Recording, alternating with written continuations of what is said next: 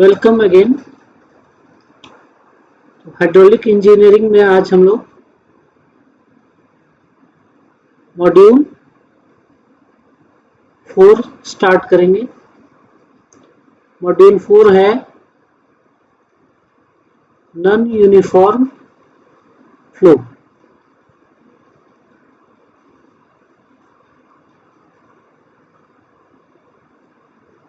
Okay,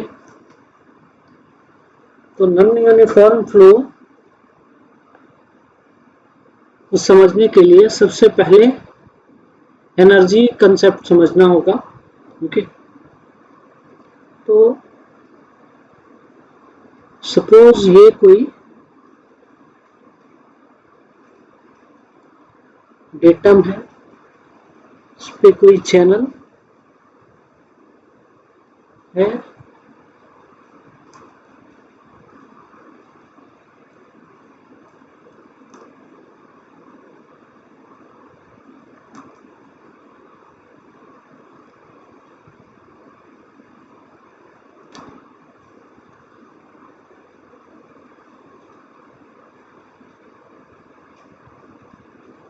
ये total energy line, ये free water surface,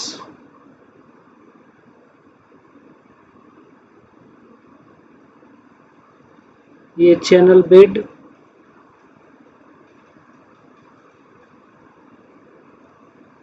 और ये डेटम।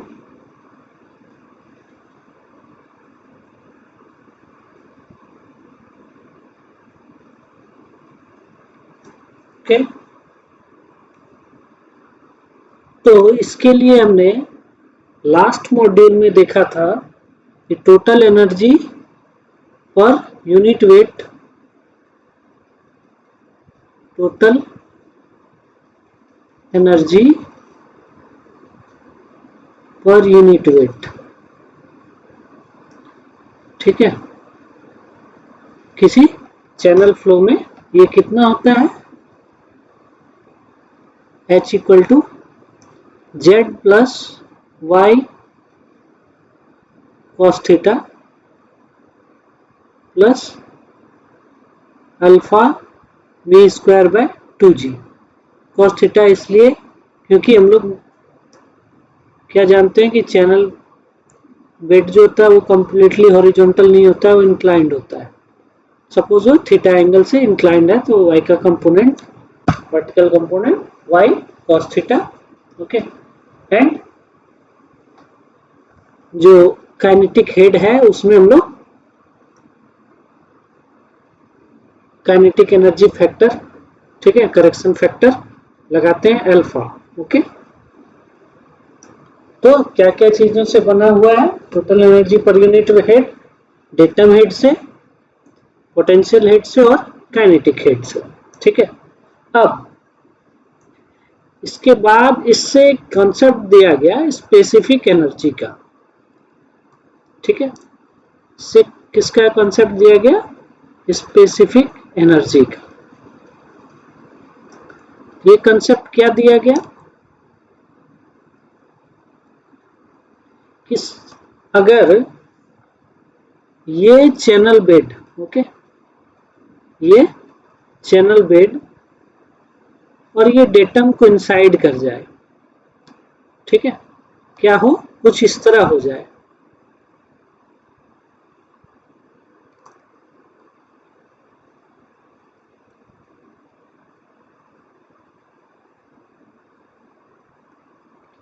यही चैनल बेड भी है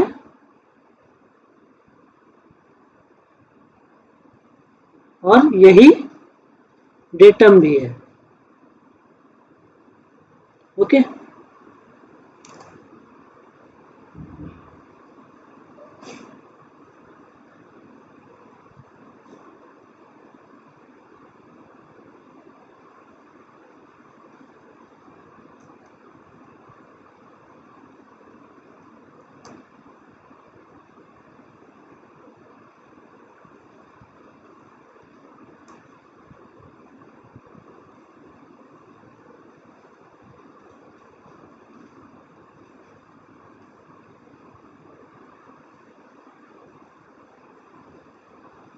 तो इसमें हम क्या देख रहे हैं, जो चैनल बेड है वही क्या है, डेटम है।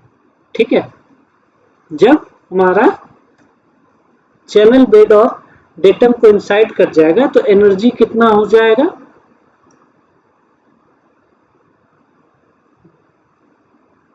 ये जेड वाला कंपोनेंट तो खत्म। ठीक है, व्हेन डेटम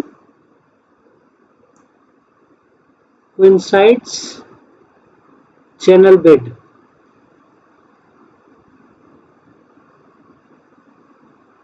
ठीक, तो Z will be equal to 0 and therefore E equal to energy जो होगा वो क्या रह जाएगा, y cos theta plus alpha v square by 2g। Okay, ये जो चीज है ये क्वांटिटी कहलाता है क्या, स्पेसिफिक एनर्जी। ओके, अब मोस्टली हम लोग क्या मान के चलते हैं, ये स्लोप थीटा बहुत ज्यादा छोटा है, दैट मीन्स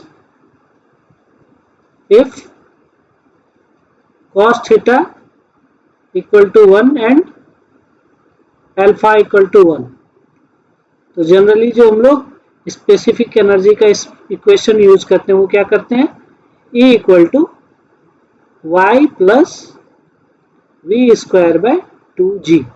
ओके, ये इक्वेशन हम लोग जनरली क्या करते हैं, स्पेसिफिक एनर्जी के लिए यूज करते हैं।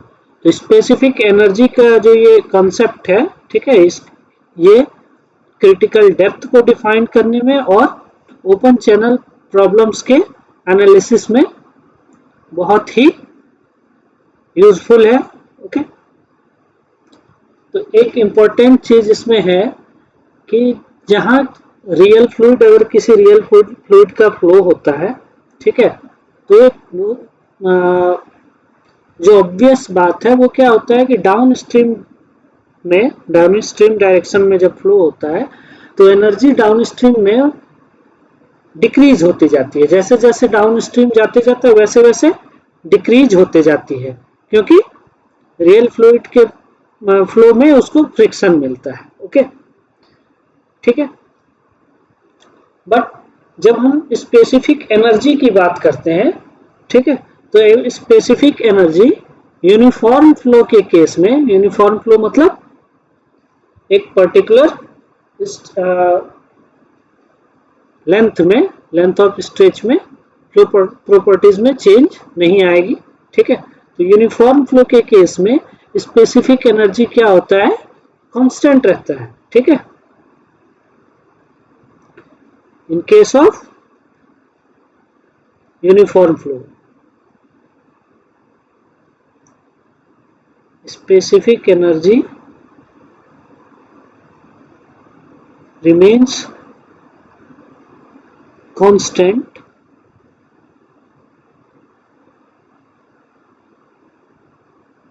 in case of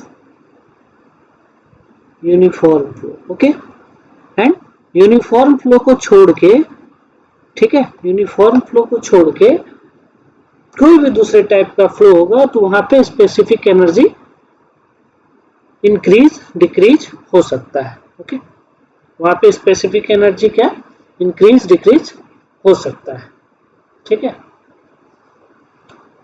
तो हम इस जो हमारा स्पेसिफिक एनर्जी का इक्वेशन है, E equal to y plus v square by 2g।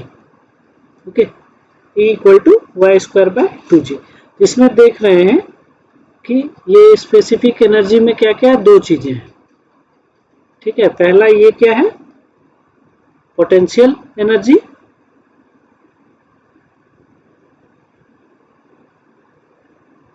और ये दूसरा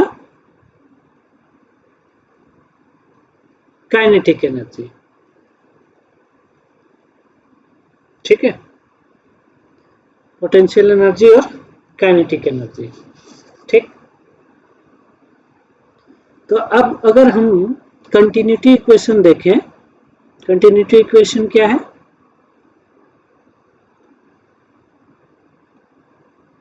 Q इक्वल टू AV और V equal to Q by A।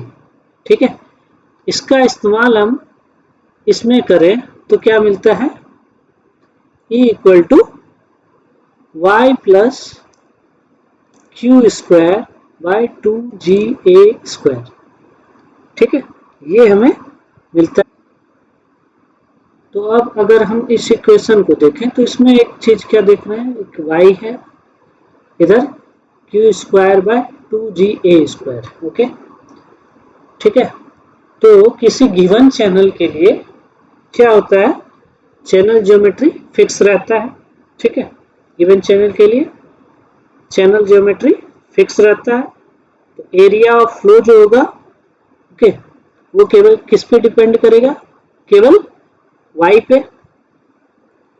Area of flow जो होगा, ठीक है, for a given channel,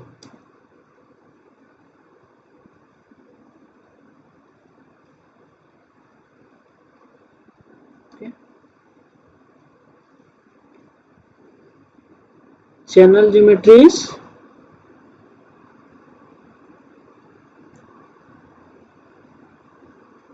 fixed. This means, इसका क्या मतलब हो गया कि एरिया ऑफ फ्लो, ठीक है, एरिया ऑफ फ्लो ए, ये किस पे डिपेंड करेगा, केवल डेप्थ पे।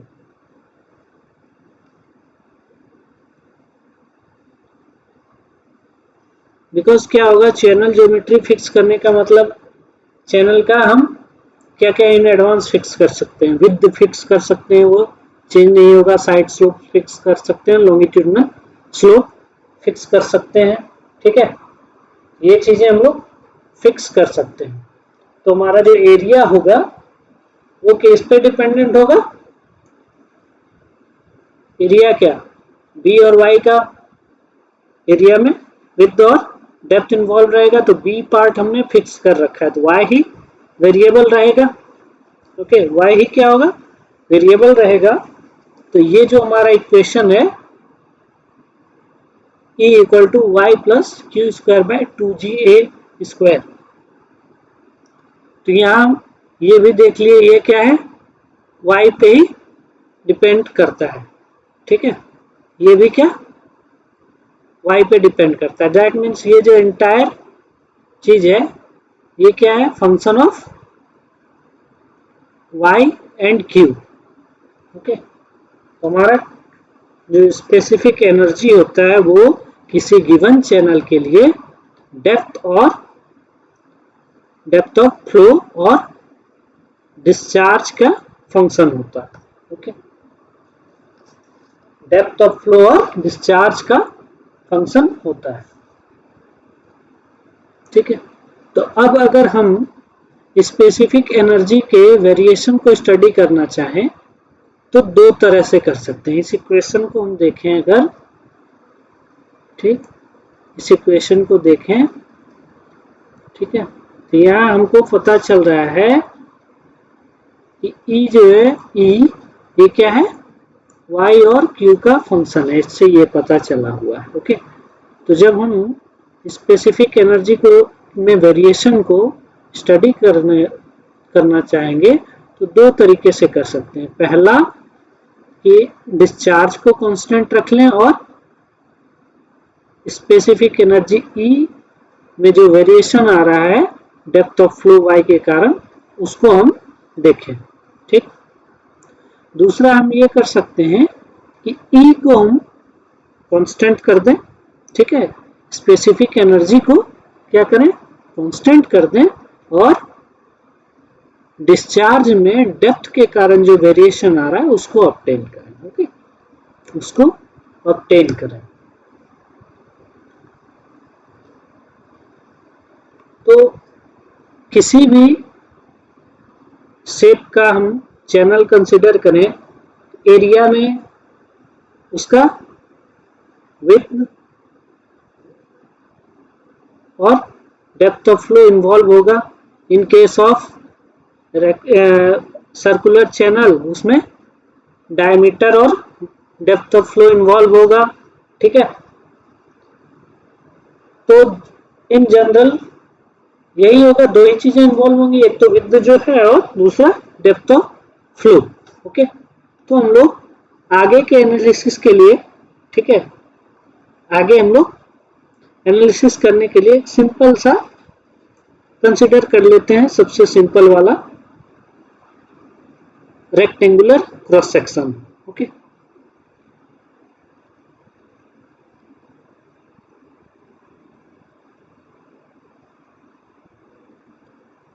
तो कंसिडर करते हैं हम एक rectangular section.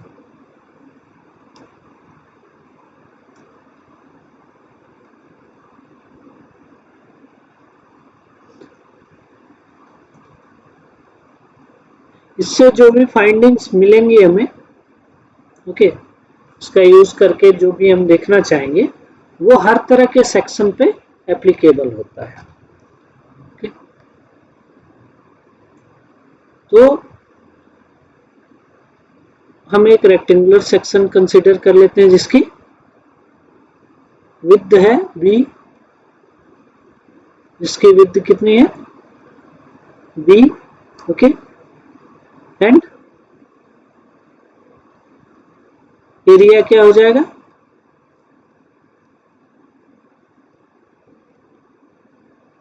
b into depth of flow y। Okay, discharge पर यूनिट विड्थ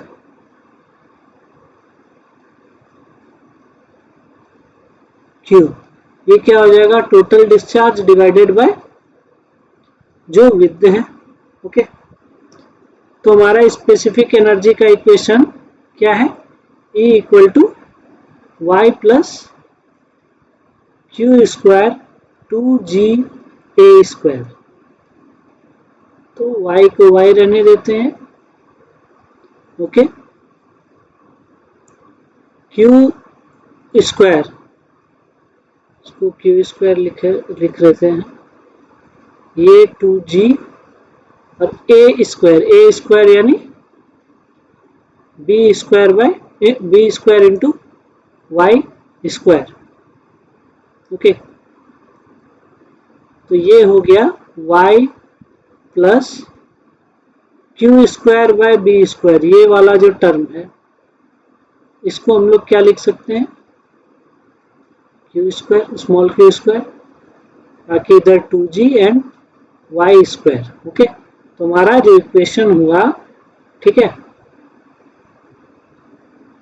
वो इक्वेशन क्या मिल रहा है y plus Q square by 2gy square. Okay, ये चीज क्या है फंक्शन ऑफ किसका किसका, y का है फंक्शन और q का फंक्शन, ठीक, y और q का फंक्शन मिल रहा है। ओके, तो अब हम देखें अगर ये इक्वेशन, तो ये इक्वेशन कैसा है, एक क्यूबिक पैराबोला का इक्वेशन है, ठीक है। ये क्या है, इसको अगर हम लिखें इस फॉर्म में है ये, इसको हम इस फॉर्म में ला सकते हैं ax cube plus bx square plus cx plus d equal to 0। ये क्या होता है, किसी क्यूबिक पैराबोला का इक्वेशन होता है।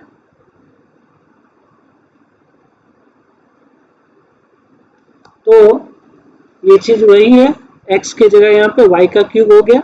ओके, 2gy क्यूब हम लोग देख सकते हैं, एक इसी से पता चल जाता है। ओके, तो अब हम देखें अगर अगला कॉन्सेप्ट, तो अगला कॉन्सेप्ट है स्पेसिफिक एनर्जी कर्व का। किसका, स्पेसिफिक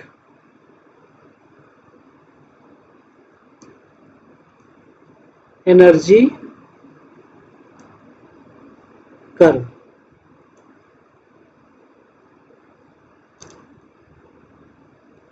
तो स्पेसिफिक एनर्जी कर्व का अगर हम देख रहे हैं, ठीक है, तो इस इक्वेशन को देखें, ये इक्वेशन क्या है, E equal to y plus Q square by 2gy square.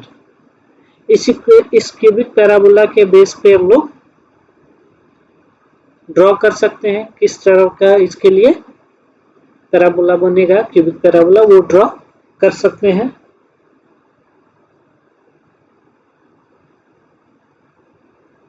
उससे पहले जरा इस इक्वेशन में देखें अगर, ओके, इफ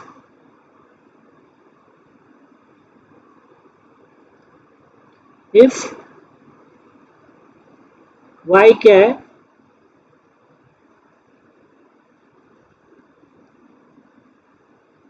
लो डेप्थ, ठीक है, y क्या है, लो डेप्थ है। तो y अगर लो डेप्थ होगा तो क्या होगा, ये काइनेटिक एनर्जी पार्ट क्या होगा, डिक्रीज करेगा, छोटा होगा, एंड ये हमारा जो सॉरी ये पोटेंशियल एनर्जी जो होगा वो क्या होगा, कम होगा, ठीक है, at y as low depth, okay. तो ये हमारा पोटेंशियल एनर्जी क्या होगा, कम होगा, और ये काइनेटिक एनर्जी क्या होगा, ज्यादा होगा, ओके। वहीं अगर ये y लो होते होते जीरो हो जाए, ठीक, y लो होते होते जीरो टेंड करे, तो ये हमारा क्या हो जाएगा, Q square by 2gy square. ये क्या होगा, ये भी इंफिनिटी टेंड कर जाएगा, एंड कंसिक्वेंटली ये जो स्पेसिफिक एनर्जी है इसकी वैल्यू क्या हो जाएगी, ये भी इंफिनिटी हो जाएगा, क्योंकि ये केवल उस टाइम इसी पे डिपेंड करेगा, ठीक है। दूसरा अगर हम देखें कि y क्या है, बहुत बड़ा है, ठीक है, एट लार्ज डेप्थ्स, ठीक है। लो डेप्थ में हमने क्या देखा कि हमारा स्पेसिफिक एनर्जी, ठीक है, वो किस पे मेनली किस पे डिपेंड करने लगता है, काइनेटिक एनर्जी पे, ओके। और जब y टेंड करता है जीरो, यानी डेप्थ ऑफ फ्लो अगर जीरो की तरफ बढ़ता है, तो हमारा उस टाइम काइनेटिक एनर्जी इंफिनिटी होने लगता है, एंड सिमिलरली जो हमारा ये स्पेसिफिक एनर्जी है वो भी इंफिनिटी की तरफ टेंड करता है, बढ़ता है, ठीक है। अब अगर हम लार्ज डेप्थ ले लें तो क्या होगा, यहाँ डिनोमिनेटर में y स्क्वायर क्या होगा, बड़ा क्वांटिटी हो जाएगा, ओके, एंड कंसिक्वेंटली ये जो काइनेटिक का इक्वेशन पार्ट है ये क्या होगा, छोटा हो जाएगा, एंड ये पोटेंशियल एनर्जी क्या होगा, बड़ा हो जाएगा, okay. At large depth kinetic energy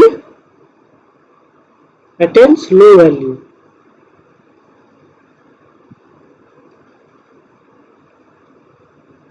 and potential energy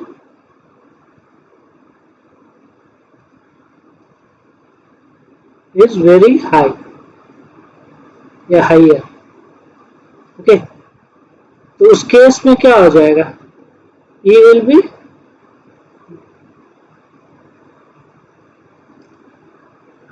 tending to y, okay. उस केस में क्या होगा, E क्या होगा, y के लगभग हो जाएगा, ओके।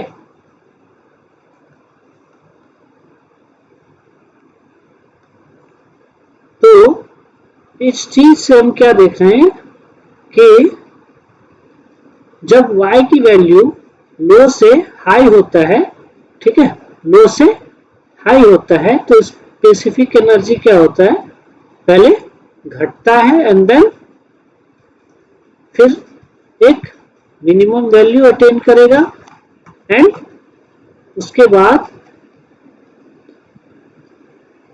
वो फिर से बढ़ना शुरू करेगा, ओके। तो इसके इस चीज को थोड़ा बेटर तरीके से समझने के लिए हम जरा स्पेसिफिक एनर्जी कर्व ड्रॉ करें।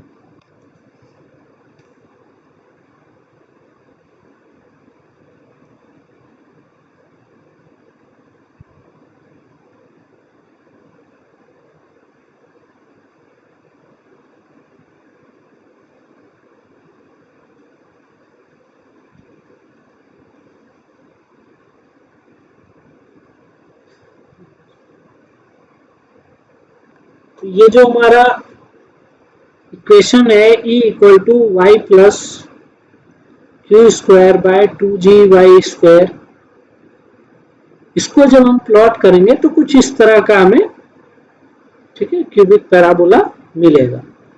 ठीक, इस पे हम लोग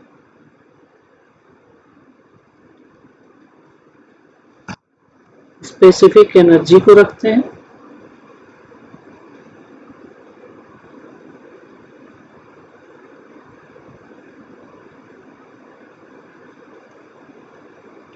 इस पे हम लोग डेप्थ को रखते हैं।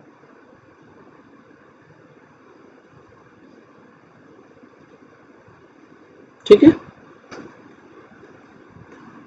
तो अब हम अगर देखें E equal to y plus V² Q square by 2GY²।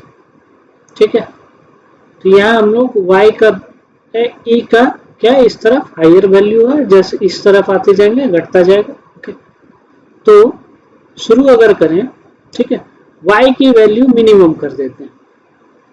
y 0 भी अगर कर दें, हम लोग 0 अगर कर देते हैं at y equal to 0, y equal to 0 मतलब कोई फ्लो ही नहीं हो रहा है।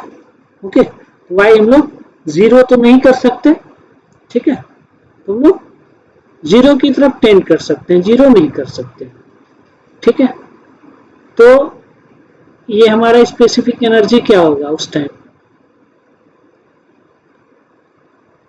इंफिनिटी की तरफ टेंड करेगा। है कर्व का जो ये पार्ट है ये क्या होगा, इस एब्सिसा के एसिम्प्टोटिक रहेगा। ठीक है, एब्सिसा से वो कभी मिलेगा नहीं, क्योंकि y हम लोग 0 किसी फ्लो में कर नहीं सकते। फ्लो है तो मतलब y 0 नहीं होगा। ठीक है, तो ये हमारा क्या होगा, इसके एसिम्प्टोटिक रहेगा। फिर एक क्या होगा, अब y की वैल्यू हम 0 से ऊपर बढ़ाते जाएं, 0 से ऊपर करते जाएं, तो हम क्या देखते हैं कि इस जगह पे जैसे y की वैल्यू इतनी है, उससे कम डेप्थ पे y की वैल्यू E की वैल्यू ज़्यादा है, उससे कम डेप्थ पे E की वैल्यू और ज़्यादा है। ओके, तो एक चीज़ क्या हम ऑब्जर्व कर रहे हैं कि जैसे जैसे y इंक्रीज हो रहा है E की वैल्यू क्या हो रही है, डिक्रीज हो रही है। ठीक है, तो एक पॉइंट आएगा जब E क्या होगा, अपना मिनिमम पे पहुंच जाएगा। Okay, this will be minimum value of E, and then again फिर हम देखते हैं कि E क्या होने लगा, इंक्रीज करने लगा। ओके, E फिर इंक्रीज करने लगा। ठीक, तो एट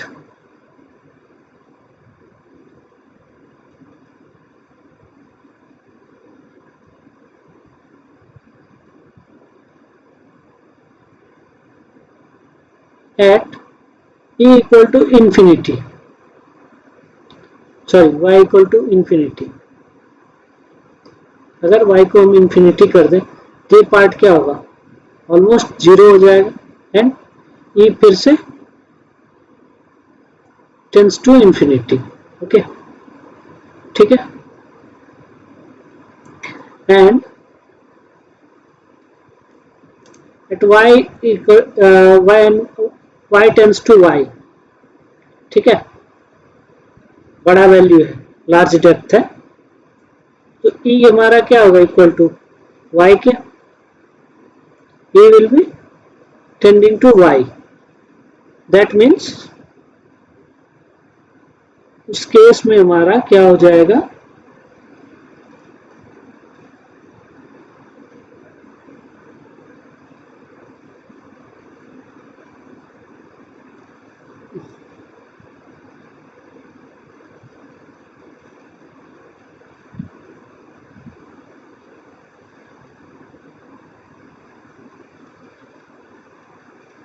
कुछ इस तरह एक E इक्वल टू वाई का स्ट्रेट लाइन बनेगा। ठीक है, ये थोड़ा ज्यादा इंक्लाइनेशन हो गया। E इक्वल टू वाई है तो ये 45 डिग्री ही रहेगा। ओके, तो इस तरह हमारा बनेगा। और ये फिर अगेन ये भी क्या होगा, इस कर्व का ये पार्ट भी कभी इसको टच नहीं करेगा, कभी भी उसको टच नहीं करेगा, इसके भी वो एसिम्प्टोटिक रहेगा। ओके, तो फिर से अगर हम इसको एक्सप्लेन करें तो क्या कि y की वैल्यू जब लो से हायर की तरफ बढ़ती है, लो से हाई की तरफ, तो क्या होता है, स्पेसिफिक एनर्जी पहले डिक्रीज करता है, ठीक, फिर एक मिनिमम वैल्यू अटेन करता है एंड अगेन फिर इंक्रीज होने लगता है। ठीक है, तो ये एक सर्टेन डेप्थ पे आता है। ये केस क्या होगा, एक पर्टिकुलर डेप्थ पे ही होता है। ठीक है, यहां हम देखना चाहें तो जैसे इस जगह अगर एक इंटरसेप्ट काटें, एक इंटरसेप्ट इस जगह काटें ऐसे, ठीक, तो इस स्पेसिफिक एनर्जी के इस वैल्यू के लिए हमको दो डेप्थ मिल जाता है, यहां भी और यहां भी। सिमिलरली स्पेसिफिक एनर्जी के इस वैल्यू के लिए हमको एक डेप्थ यहां मिल जाता है, दूसरा डेप्थ यहां मिल जाता है। तो इन डेप्थ्स को हम लोग कहते हैं अल्टरनेट डेप्थ्स। ठीक है, अल्टरनेट डेप्थ्स। ओके, बट ऐसा होता है कि E की एक जो मिनिमम वैल्यू होती है, उस वैल्यू पे हमें Y का एक ही वैल्यू मिलता है। ठीक, तो ये कहलाता है जो E मिनिमम, ये कहलाता है क्रिटिकल स्पेसिफिक एनर्जी। ठीक है, क्रिटिकल स्पेसिफिक एनर्जी। और ये जिस डेप्थ पे होता है उसको हम लोग कहते हैं क्रिटिकल डेप्थ। ओके, ये चीज जो कहलाता है, ये क्या कहलाता है, क्रिटिकल डेप्थ YC। ओके,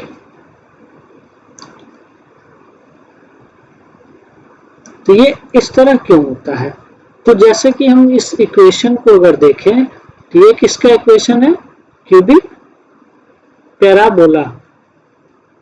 तो क्यूबिक पैराबोला का 3 रूट होता है, 2 पॉजिटिव और 1 नेगेटिव, 3 रूट्स, 2 पॉजिटिव 1 नेगेटिव। तो नेगेटिव वैल्यू तो डेप्थ की नहीं हो सकती है, तो हम लोग 2 ही वैल्यू लेते हैं। तो हमें यहाँ दिखता है 2 ही रूट्स दिखता है इस कर्व का, एक यहाँ हमारे काम का, एक वो और दूसरा ये। सिमिलरली अगर इस जगह देखें तो ये दूसरा ये, और इस जगह दोनों ही रूट्स क्या हो जाते हैं, सेम हो जाते हैं। ओके, ये कहलाता है हमारा स्पेसिफिक क्रिटिकल स्पेसिफिक एनर्जी या मिनिमम एनर्जी, और इस डेप्थ को हम लोग कहते हैं क्रिटिकल डेप्थ। ओके,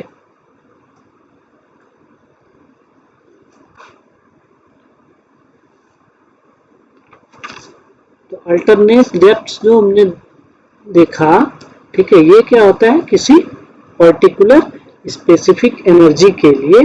ओके, ऐसा सिचुएशन हो सकता है कि सपोज इसको हम लोग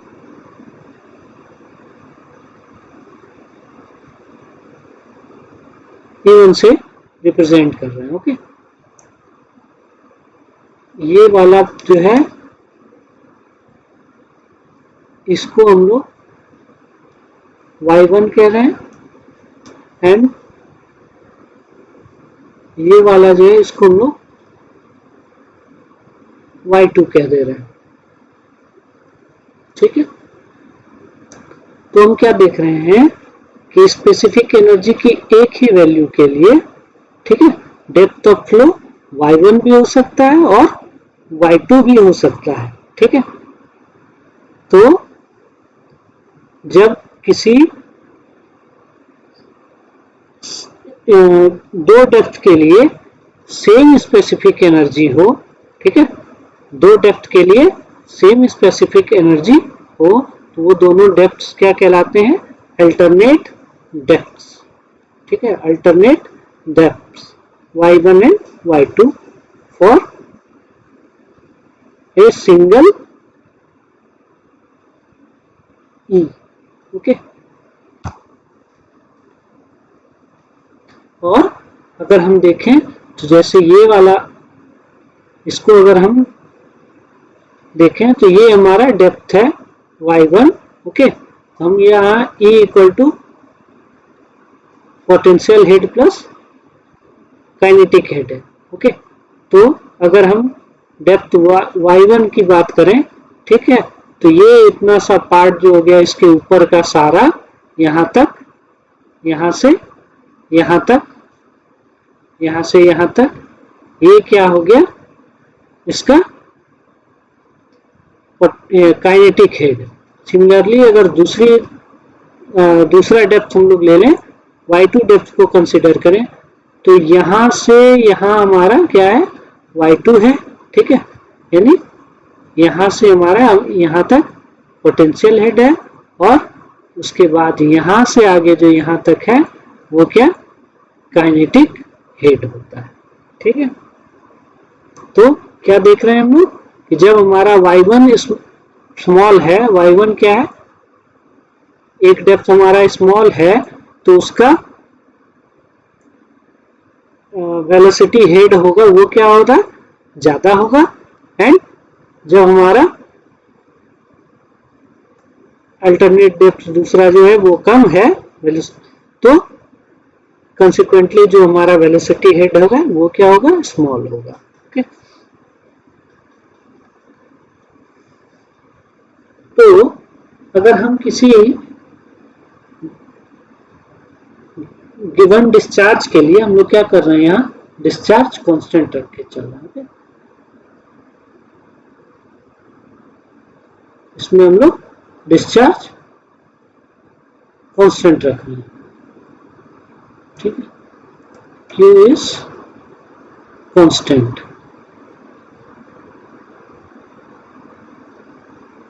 तो क्या होगा कि अब अगर हम इस डायग्राम को देखें कि अगर Q कांस्टेंट है इस पर्टिकुलर स्पेसिफिक एनर्जी कर्व के लिए, ओके, Q क्या है?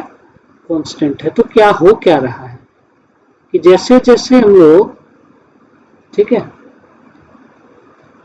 स्पेसिफिक एनर्जी बढ़ाते हैं, जैसे जैसे स्पेसिफिक एनर्जी बढ़ाते वैसे वैसे क्या देखते हैं कि जो ये अल्टरनेट डेप्थ्स है उनके बीच डिफरेंस बढ़ता जा रहा है, ठीक। उनके बीच डिफरेंस क्या हो रहा है? बढ़ता जा रहा है, okay. For constant Q, for a constant discharge, okay.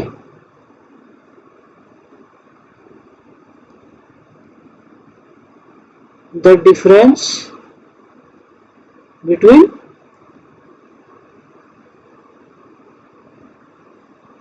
alternate depths increases as the specific energy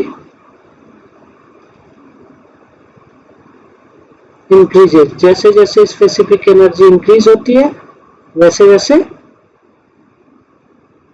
जो अल्टरनेट डेप्थ्स हैं, ठीक है, उनके बीच डिफरेंस क्या होता है? बढ़ता जाता है। जबकि अगर हम लोग स्पेसिफिक एनर्जी को घटाएं तो y2 और y जो हमारा अल्टरनेट डेप्थ्स है, ठीक है, वो क्या होता है?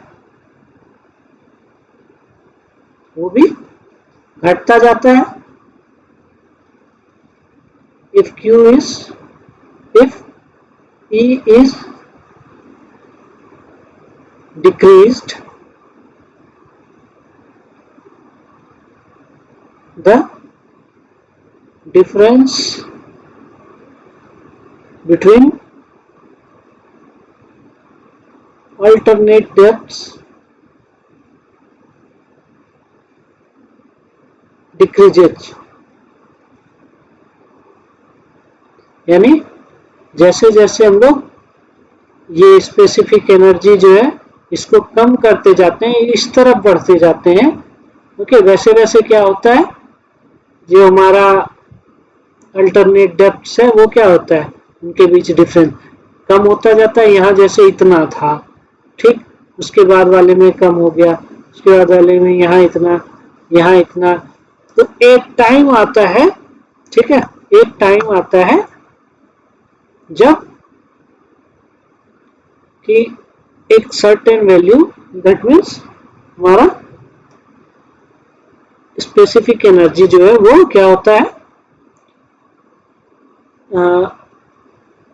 मिनिमम, अपने मिनिमम वैल्यू तक पहुंच जाता है, that is critical specific energy तक पहुंच जाता है। तो दोनों हम लोग क्या देखते हैं, दोनों ही जो डेप्थ्स हैं वो क्या हो रहे हैं, यहाँ पे आके कोइंसाइड कर जा रहे हैं, ठीक है, दोनों क्या हो रहे हैं, यहाँ पे मर्ज हो जा रहे हैं, ओके। तो ये इसके बियॉन्ड अगर हम देखें कि अब अगर इससे हम लोग कम कर देते हैं स्पेसिफिक एनर्जी को, ठीक, तो क्या होगा, कोई डेप्थ इधर नहीं है, इधर तो कोई डेप्थ है ही नहीं, कर्व हमारा यहीं तक लिमिट ही होता है, ठीक है। तो इसका क्या हम लोग देख रहे हैं कि अगर हम इसके बाद जो है, इस पॉइंट के बाद अगर हम देखें तो क्या हो रहा है कि अगर हम इस तरफ और मूव करते हैं तो हमको इसी का, इधर का कोई भी वैल्यू के लिए y नहीं मिल रहा है, क्योंकि हमारा कर्व जो है यहीं तक है, कर्व का जो लास्ट पॉइंट है यहीं तक है, उसके बाद फिर कर्व मुड़ के ऐसे हो जाता है, ओके। तो यहाँ पे हम लोग क्या ऑब्जर्व कर रहे हैं कि इस क्रिटिकल वैल्यू EC, ठीक है, इससे कम अगर स्पेसिफिक एनर्जी की वैल्यू होती है, ठीक, तो इसका मतलब उससे कम में फ्लो पॉसिबल नहीं है, ठीक है, फ्लो क्या है, पॉसिबल नहीं है, क्योंकि इस तरफ कोई हमें डेप्थ मिल ही नहीं रहा है, दिख ही नहीं रहा है, ओके। तो दैट मीन्स ये जो मिनिमम स्पेसिफिक एनर्जी है जिसको हम लोग क्रिटिकल स्पेसिफिक एनर्जी कहते हैं, इससे कम एनर्जी में फ्लो पॉसिबल नहीं है, ओके। तो ये जो मिनिमम स्पेसिफिक एनर्जी कंडीशन है इसको कहा जाता है, ठीक है, इसको क्या कहा जाता है, क्रिटिकल फ्लो कंडीशन, इसी को क्या कहा जाता है, क्रिटिकल फ्लो कंडीशन। और यहाँ पे जो डेप्थ होती है वो कहलाता है क्या, क्रिटिकल डेप्थ, और जो वेलोसिटी हुई वो कहलाता है क्रिटिकल वेलोसिटी, ओके। वो क्या कहलाता है, क्रिटिकल वेलोसिटी, ठीक है।